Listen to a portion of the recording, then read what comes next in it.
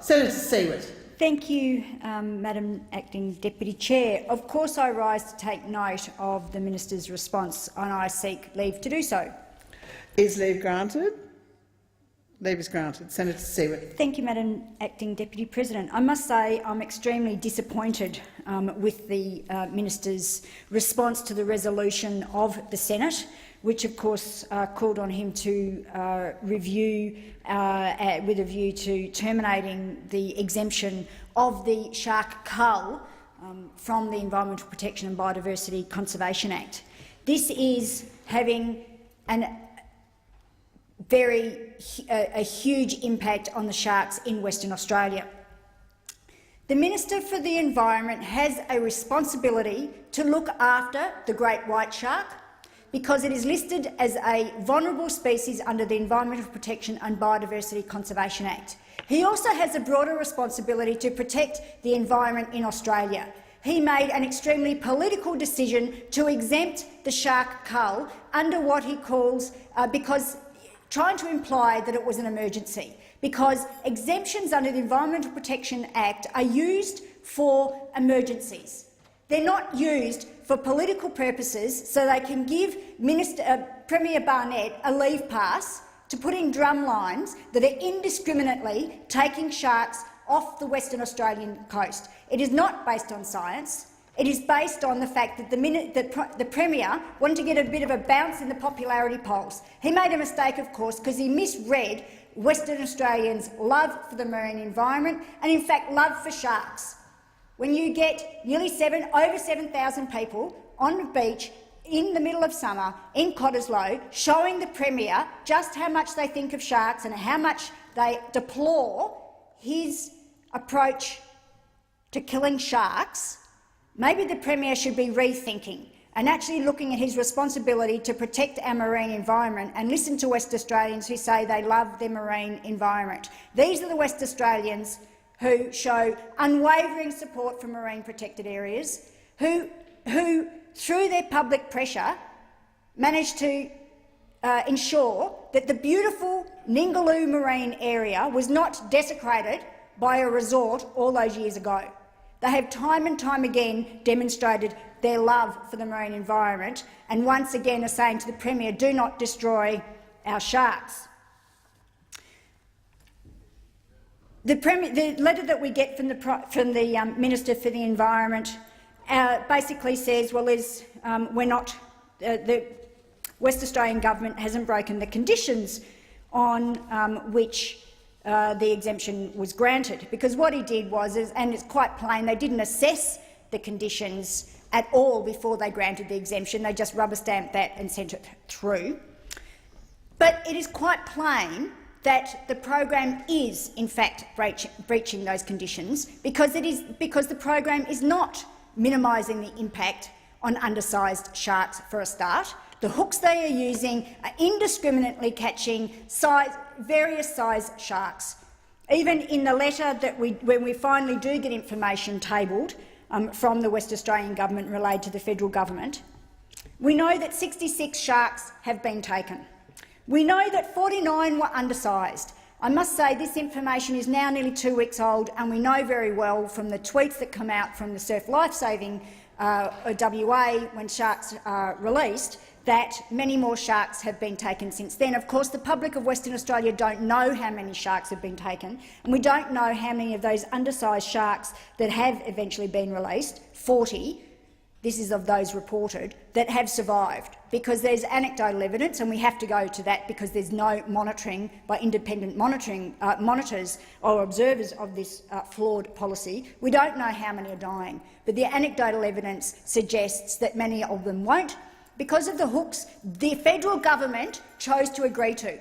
Instead of going with the ones that are really safe for sharks, the circular hooks, they went for those barbaric hooks that actually get caught in the sharks, that cause an enormous amount of damage to the sharks, so it's unlikely that many of them will in fact survive the injuries that are inflicted by those barbaric hooks.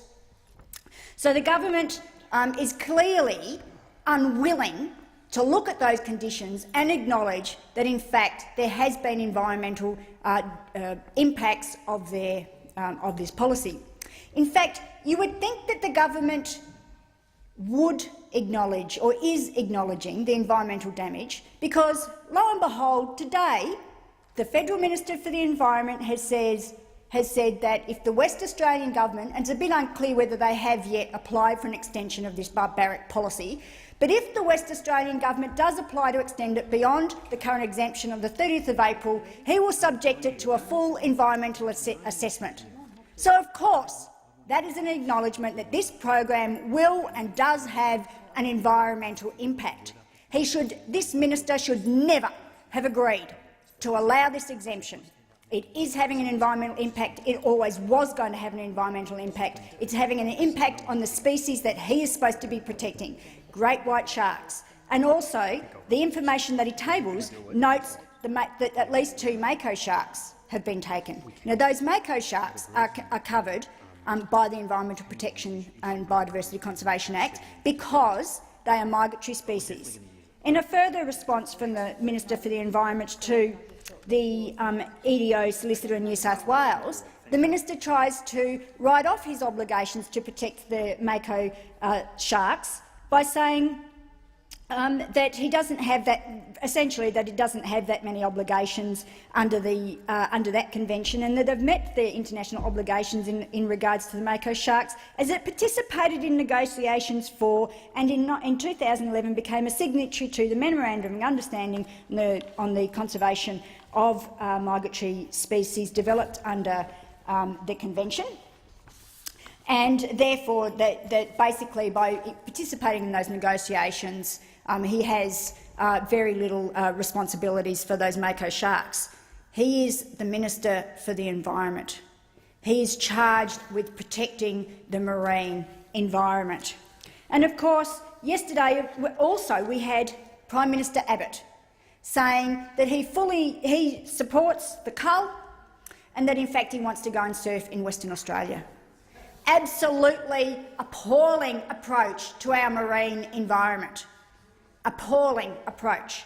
He is supporting a program that is killing sharks, a program that is breaching the conditions that his Minister for the Environment signed off by saying that the program would not, ought to or was supposed to be minimising the impact on these sharks. And I will repeat again what the Minister for the Environment wrote to me, in fact, in a letter. He said, "Any breach of conditions will result in the exemption being terminated." Well, it appears that he never envisaged actually even assessing those conditions, because when I asked the Department of Environment, they said no, they have no responsibility for assessing those conditions that have been met. They don't even require the West Australian government to tell them or regularly properly report, other than a few phone calls, what they are actually catching. And for nearly 2 weeks now, we have not had a report of on an update of what sharks have been taken, the number of sharks that have been killed, whether they are, what number of undersized sharks have been taken, what species they are, what bycatch there is. Again, last week there was the situation where an animal was taken. It was taken on board one of the fisheries vessels and it was covered with a tarpaulin. There are a lot of suggestions that that was in fact a juvenile dolphin that was caught on the drum lines and taken on board that fisheries vessel.